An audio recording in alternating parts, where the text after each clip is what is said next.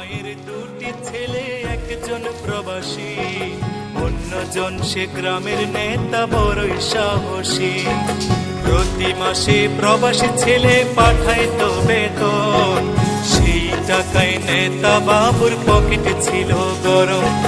নিজের নামে কিনলো জমি, করলো দালান ঘর, দিন বদলে মা ভাইকে করে দিল পর। প্রবাসী ছেলে মাকে দিল ছোট্ট টিনের ঘর, সেই ঘরেতে মা জননী থাকবে জনমভর। প্রবাসী ছেলে মাকে দিল ছোট্ট টিনের ঘর, সেই ঘরে মা জননী থাকবে জনমভর।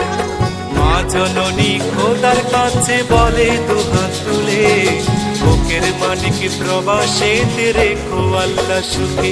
একজন প্রবাসী বড় মিথ্যেবাদী, ওরা শত কষ্টে বলে ভালো আছি। কিছু প্রবাসীর কিছু আপনজন, ওদের সরল মনে আঘাত করে বেশি।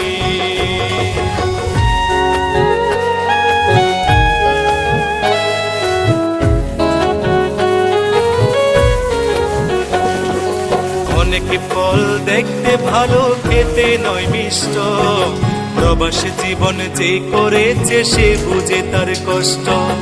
অসুখ হলেও কর্মজীবন চলে অবিরত, হালাল টাকা কামাই তবু হারাম নয় কি সুত।